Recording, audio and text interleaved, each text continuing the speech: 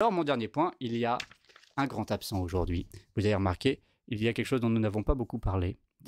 Il y a quelque chose dont nous n'avons pas beaucoup parlé. Plusieurs questions frappent à considérer l'école.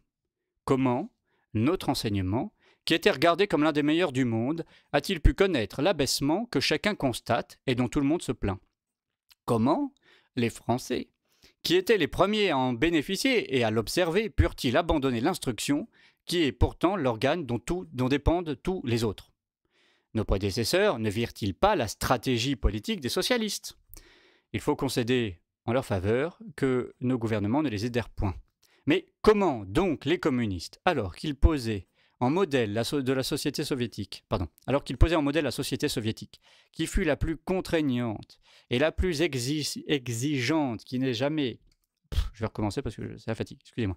Mais comment donc les communistes, alors qu'ils posaient en modèle la société soviétique, qui fut la plus contraignante et la plus exigeante qui ait jamais existé, ont-ils laissé leurs syndicats accepter ou imposer cette pédagogie absurde, sinon pour affaiblir la société bourgeoise?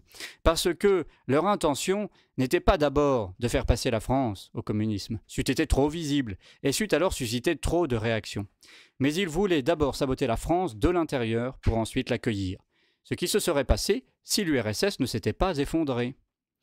L'instruction, l'éducation, la culture sont les moyens les plus sûrs de prendre le pouvoir. Les plus lents aussi, confère ce que William évoquait sur Gramsci, sur le combat culturel. Mais il faudrait faire... Gramsci, je ne connais pas encore très bien, je connais quelques idées pour avoir lu des résumés, et je crois que ce serait vraiment un sujet d'émission très dense à faire, à porter. Bien sûr, bien sûr.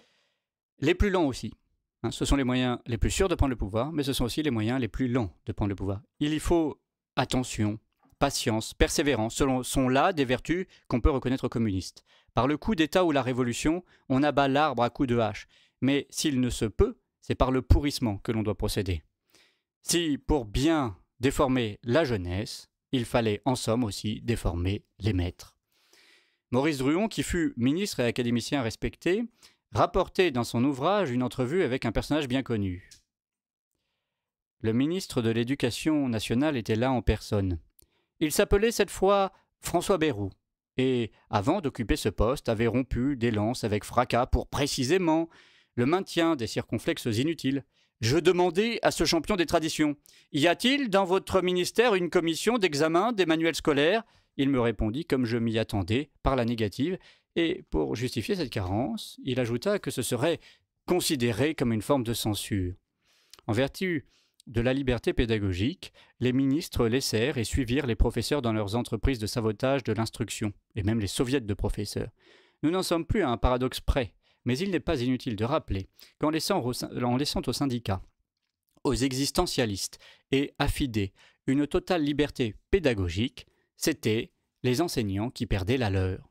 Ainsi, à nous autres maîtres qui avions la tâche de transmettre notre culture et d'élever les âmes, la République confia, suivant le complot ourdi par les communistes, de détruire la jeunesse, de désapprendre les principes de l'ancienne société pour les remplacer par les principes d'une autre, quitte à laisser les jeunes esprits vides pendant quelque temps.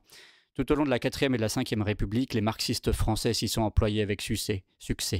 Ils ont commencé par constituer des syndicats les plus forts, et d'abord les syndicats d'instituteurs. Leur prêche tombait sur un bon terrain et leur voix était écoutée. La population enseignante n'était pas faite que de héros, ceux qui criaient le plus haut terrorisaient les autres.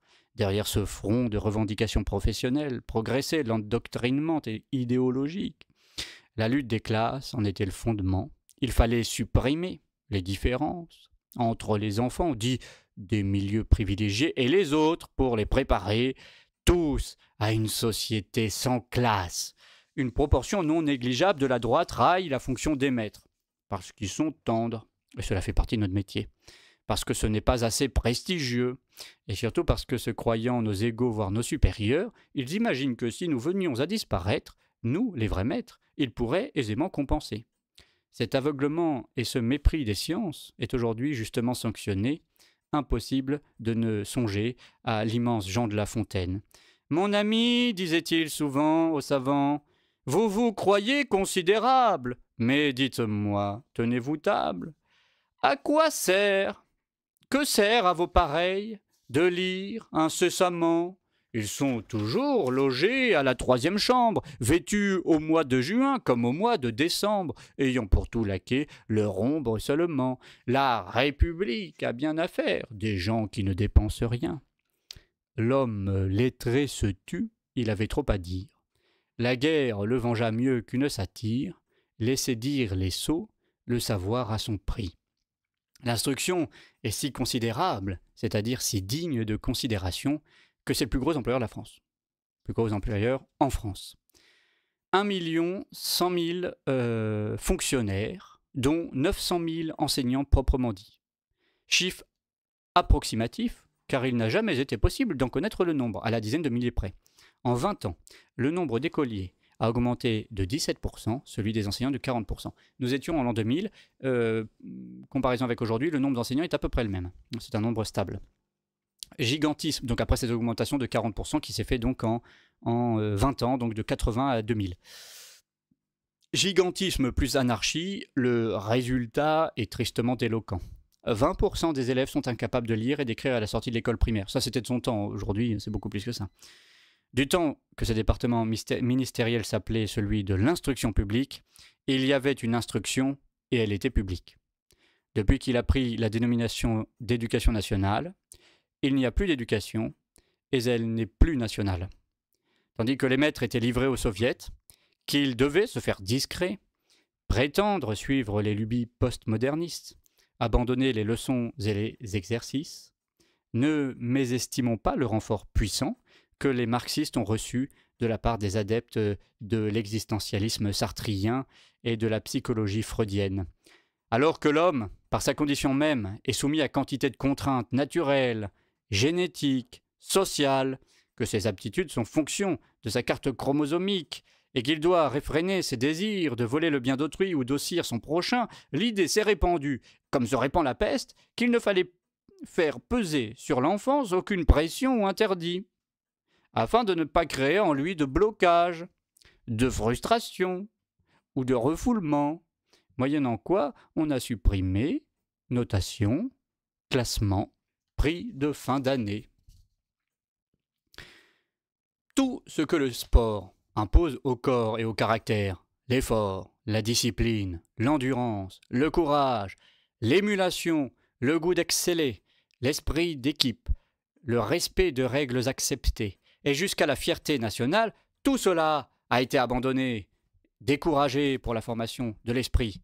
Cette évidence a été 100 fois soulignée, mais jusqu'à présent sans effet.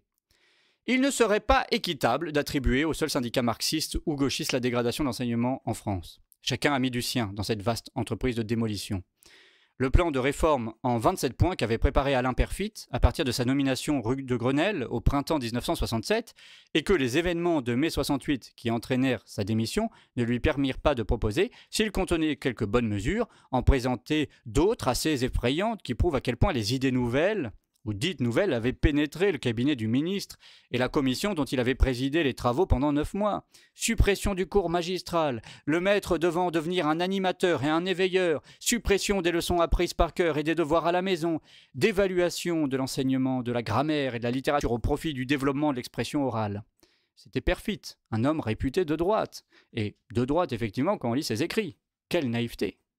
C'est le candolisme.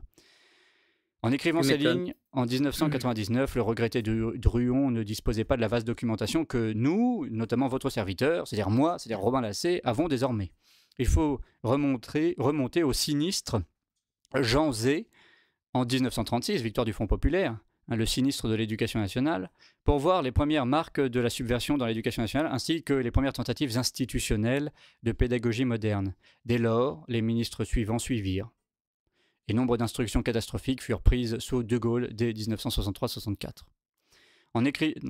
Tout ce qui allait fuser, pendant et après mai 68, se trouvait préfiguré dans le programme du ministre, parce que déjà dans la tête des penseurs de l'enseignement, alors que De Gaulle, lui, ne prescrivait qu'une chose, qu'on renforçât la sélection.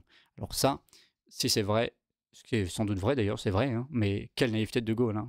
De Gaulle a été d'un aveuglement face à ses ennemis et face à nos ennemis. Sinistre ironie à songer que Perfit était le ministre de l'Éducation nationale lors des événements de mai 68 et qu'il entendait vaincre ce mouvement. Tardive lucidité. qu'on ne cherche pas d'autres causes à l'indiscipline et à la violence qui règnent dans les collèges. Elles sont le fait de ces malheureux qui s'ennuient à périr, que l'on place devant leur infériorité définitive et qui n'y trouvent dérivatif, j'ai mal écrit le mot, excusez-moi, et qui n'y trouve de revanche que dans l'agressivité naturelle ou en bande. On a voulu oublier que si tous les hommes sont égaux en droit, ils ne le sont pas en aptitude. Les enfants ne sont pas tous aptes aux études. Dans les débuts de la décadence, les familles précisément pouvaient remédier aux vices et aux faiblesses du système. À présent, elles en sont devenues incapables, car nous arrivons à la 3e génération de gens mal formés. Peut-être maintenant la 4e. La vocation de l'université n'est pas de fabriquer des chômeurs intellectuels. Il serait sain, et je conclurai mon propos sur cette dernière proposition, je finis sur 3 propositions de Druon, 2000, quelle lucidité. Il serait sain de publier chaque année le prix de la scolarité d'un élève du primaire, d'un élève du secondaire, d'un élève du supérieur. Voilà une belle proposition pour restaurer le mérite à l'école. Et c'est sur ce point-là que je termine mon 3e et dernier point. Alors, par rapport à ce que dit Robin, alors c'était vers la fin qu'il disait ça? Ou alors peut-être qu'il le disait en paraphrasant Maurice Druon? Qu'en effet, que tout le monde n'est pas apte à faire de longues études. Tout le monde n'est pas apte à. Et encore une fois, ça rejoint, c'est bien, ça, comme ça, la boucle est bouclée, ça rejoint ce que je disais au début sur la biologie, c'est qu'en fait, en réalité, euh, on reprend l'idée des idées chrétiennes devenues folles en disant que puisque tout le monde a une chance d'aller au paradis, il faut que tout le monde ait une chance dans la vie, dans le monde terrestre. Mais alors, une chance de quoi? Une chance de pouvoir, je pense, Petite une chance coupure. de pouvoir avoir les mêmes libertés. Ah, pardon, excusez-moi. Une chance de pouvoir s'exprimer, oui, je le pense. Une chance de pouvoir avoir les mêmes droits que les autres, oui, je le pense. En revanche, nous ne sommes pas faits de la même manière. Il y a des gens qui sont plus intellectuels, il y a des gens qui sont plus forts, il y a des gens qui sont plus grands, plus petits. Et ça peut paraître bateau ce que je dis, mais en fait, c'est le b.a.-ba de ce qui va à l'encontre justement d'une partie de l'existentialisme,